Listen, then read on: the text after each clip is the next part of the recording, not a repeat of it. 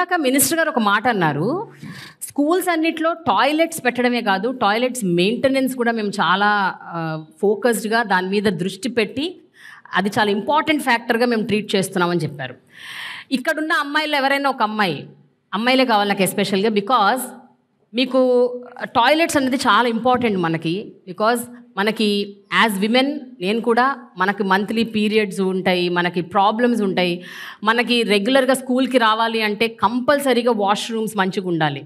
So మీ స్కూల్స్లో మీ washrooms ఎలా ఉన్నాయి, మెయింటెనెన్స్ ఎలా నడుస్తుంది? నేను municipal high school weavers colony నుంచి మాట్లాడుతాను. నా పేరు పద్మశ్రీ, నేను 10th క్లాస్ చదువుతాను. మా స్కూల్లో టాయిలెట్స్ మెయింటెనెన్స్ అనేది బాగా మంచిగా జరుగుతుంది.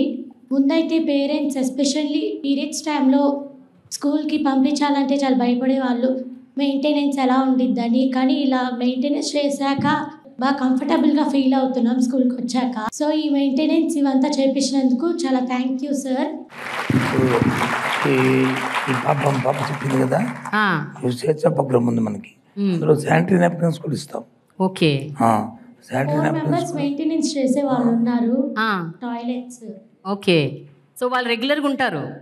ఎస్ మ్యామ్, వాళ్ళు రెగ్యులర్గా ఉంటారు. ఓకే, ఏ రోజు రాకుండా ఉండరు, రోజు మెయింటెనెన్స్ అనేది బాగుండిద్ది. ఏదైతే టాయిలెట్స్ మెయింటెనెన్స్ ఉన్నారో వాటి కెమికల్స్ ఇస్తాం మనం. అవి సెంట్రలైజ్ బుక్ మొత్తం అందరికీ ఒకటే ఒక యూనిఫామ్.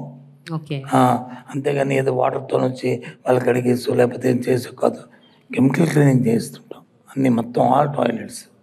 ఏవైతే నాడు నేడులో ప్రోగ్రాంలో అయిన టాయిలెట్స్ ఉన్నా అన్నిటికీ యూనిఫామ్గా శానిటైజ్ బుక్ చేసి వాడికి అన్నిటికీ డోర్ డెలివరీ ఇచ్చి ఆ కార్యక్రమాలు చేస్తూ దానికి ఒక డిపార్ట్మెంట్, ఒక సీనియర్ ఐఏఎస్ ఆఫీసరు, ఒక ఐఏఎస్ ఆఫీసర్ మానిటరింగ్లో ఈ కార్యక్రమాలు జరుగుతాయి. ఓకే.